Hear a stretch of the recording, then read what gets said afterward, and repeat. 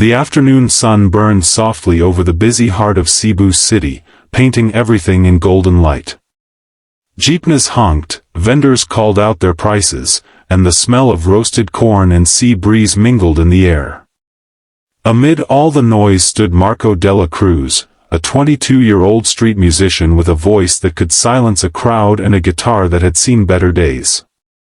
He stood near Fuente Osmeña Circle, his favorite spot, where people from all walks of life crossed paths, office workers rushing by, children chasing each other, old men feeding pigeons. Marco wasn't invisible anymore, not when he sang. His voice rose above the city noise like a prayer, full of longing and hope. But when the last note faded, the coins dropped into his open tin cup sounded like small reminders of how far his dreams still were. Music wasn't just a hobby for him, it was survival. His mother, Aling Teresa, sold rice cakes near the carbon market, her hands always smelling of sugar and smoke. She used to tell him, "Anak, sing with your heart. Even if no one listens, God does." That thought kept him standing every day, guitar slung over his shoulder, voice raw from singing to strangers who barely glanced his way. When the evenings came, and the neon lights replaced the sun, Marco would pack up his things and walk home through narrow alleys, humming softly to himself. Some nights he'd pass by a karaoke bar, hearing other people sing songs he wished he could perform on a real stage. He'd smile quietly, but inside, a fire burned, a dream to sing not for coins, but for meaning. One quiet night, after earning only a handful of pesos, Marco stopped by his friend Rico's sari-sari store. The store had one small plastic chair, one dim light, and an old cracked phone that barely connected to Wi-Fi. Rico, seeing Marco's tired face, handed him the phone. "Bro, watch something inspiring," Rico said. "You sing every day, you deserve a little dream too." Marco scrolled aimlessly through random videos until one caught his attention, a man performing on a grand stage, microphone in hand, wearing a simple hat and singing with pure soul. The song was called "I Need a Dollar" by Aloe Blacc. From the first line, Marco froze. "I need a dollar, a dollar is what I need." It wasn't just music, it was a story that mirrored his own. The man on the screen sang about struggle, honesty, and dignity. Marco's eyes filled with tears as he whispered, "That's my life, that's my song." He replayed the video over and over, feeling every word hit him like a heartbeat. The next morning, Marco stood again on the same Cebu street, but this time, his voice carried a new song. His fingers trembled as he began to sing the first verse of "I Need a Dollar." People who usually passed by without noticing stopped to listen. A foreign tourist recorded him, a mother clapped softly, and a child smiled as Marco sang with every ounce of pain and hope inside him. His accent gave the lyrics a new rhythm, and the emotion in his voice turned the song into something deeply personal. For the first time, Marco wasn't just singing for money, he was singing for his life. That night, someone uploaded his video to social media. Within days, it began to spread, first across Cebu, then across the Philippines, and soon, across the world. In the glow of the same flickering streetlight, Marco looked up at the sky and whispered, "Maybe this song really can change a life, just like it changed his." And somewhere in Los Angeles, on a show called America's Got Talent, a certain British judge named Simon Cowell was about to hear that very same voice, and feel something he hadn't felt in years. The doors of America's Got Talent music room opened with a soft hiss as Marco Dela Cruz stepped in, holding the same old guitar he had played on the streets of Cebu. The studio lights felt brighter than the Cebu sun, yet his heart beat louder than any applause he had ever imagined. Cameras were everywhere, producers whispered in excitement, and in the front row sat three judges, Simon Cowell, Sofia Vergara, and Heidi Klum. Simon leaned slightly forward, eyes narrowing curiously as Marco adjusted his microphone. "Marco Dela Cruz, right? The boy from the Philippines?" he asked in his signature calm tone. Marco nodded nervously, his hands trembling on the guitar strings.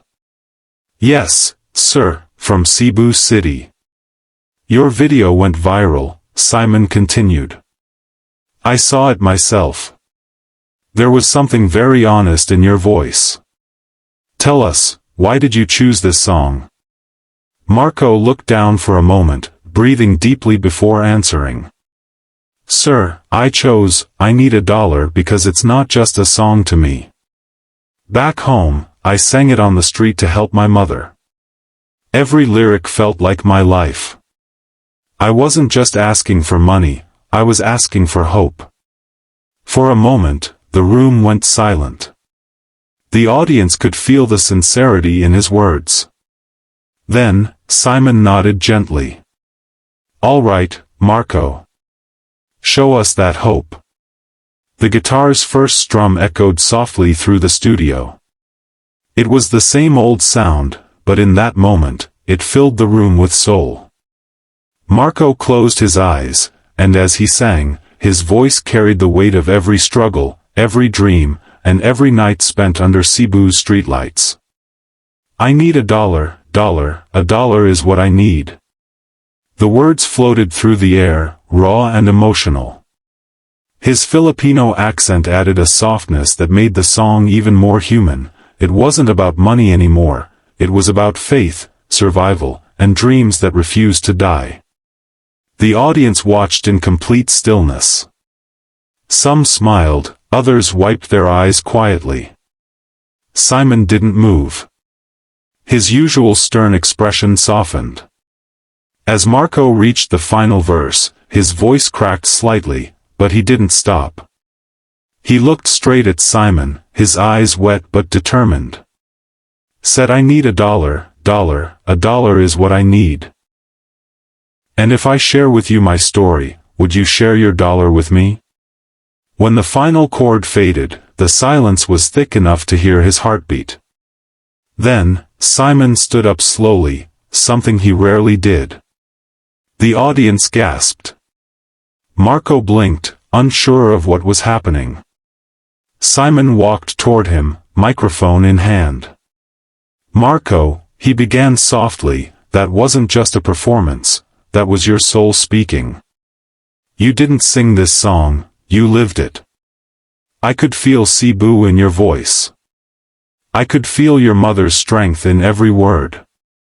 Tears welled up in Marco's eyes as the crowd erupted into applause. Sofia stood and clapped enthusiastically. Heidi shouted, "That was beautiful." And then, from behind the stage curtain, another figure appeared, Aloe Blacc himself, smiling warmly. The crowd roared as Marco froze in shock. Aloe walked up, hugged him tightly, and whispered, "You reminded me why I wrote that song, brother. You gave it new life." The lights shimmered over them, two souls from different worlds connected by one song about struggle and hope. Simon wiped the corner of his eye and said into the mic, "This, everyone, is what real music sounds like: truth, emotion, and courage." Marco bowed deeply, clutching his guitar like an old friend. He didn't win a trophy that day, but he won something far greater, the world's heart. When the show ended, as Marco walked backstage, one of the producers stopped him and said softly, "You didn't just perform, Marco. You told a story the whole world will remember."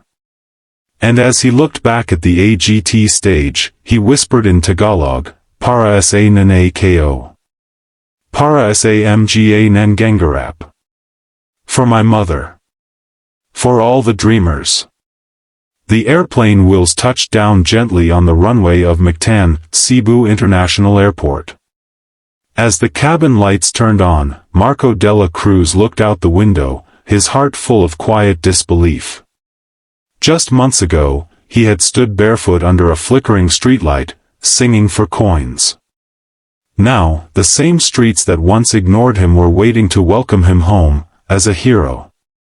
Outside, a crowd had gathered with hand-painted banners, "Welcome home, Marco," and "Our Cebu star." Children waved paper guitars, street vendors cheered his name, and his mother, Aling Teresa, stood front and center holding a bouquet of sampaguita flowers.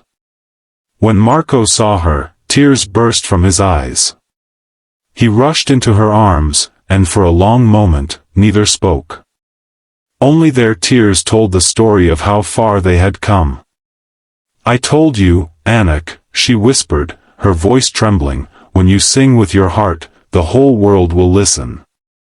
In the days that followed, news of Marco's AGT journey spread across the Philippines. Local TV channels replayed his audition, and radio hosts called him the voice of hope from Cebu. But Marco didn't chase fame or money. He returned to the same corner near Fuente Osmeña Circle, this time not to earn, but to give. He brought a small speaker, some guitars, and a banner that read, "Project Dollar Dream, music for every child." His dream was simple, to teach street kids music, to give them what life had once denied him, a chance. Every weekend, dozens of children gathered around him, barefoot and bright-eyed. Marco taught them rhythm, melody, and most of all, courage. One afternoon, as he strummed a soft tune, a little boy tugged his sleeve and asked, "Kuya Marco, is it true Simon Cowell liked your song?" Marco smiled, eyes glistening. "Yes," he said. "But what he liked most wasn't my voice, it was my story. And every one of you has a story, too." He handed the boy his old guitar, the same one his father had bought from a pawn shop years ago. "This," Marco said, "is where my dream began. Now it's your turn." The boy's small fingers touched the strings gently, the sound soft but full of promise. Meanwhile, thousands of miles away in London, Simon Cowell sat in an interview reflecting on the season's most powerful performances. When the host asked which artist had moved him the most, Simon paused thoughtfully. Then he said, "There was a young man from the Philippines, Marco Dela Cruz. He sang, 'I Need a Dollar,' like it was written in his soul. That performance reminded me why I started this show, to find real stories, real hearts." Back in Cebu, Marco's foundation grew rapidly. Donations came in from fans around the world, including Aloe Blacc himself, who sent a video message saying, "Marco, you reminded us that music can change lives. Keep spreading the smile." As the sun dipped over the city, Marco sat once more on the same curb where everything began. The lights from the nearby shops reflected in his eyes as he strummed a new melody, his own song this time. The lyrics spoke of struggle, faith, and finding home after being lost. People gathered again, listening just like before, but this time, not to a poor street singer asking for $1, but to an artist giving back to the world. He looked up at the night sky and whispered softly, "I sang, 'I Need a Dollar' when I had nothing. Now I sing, 'I found my dream.'" The crowd clapped along, their smiles glowing in the light. And as Marco's voice carried across the streets of Cebu, the world's noise seemed to quiet for a while, to listen once again to the boy whose song found its home.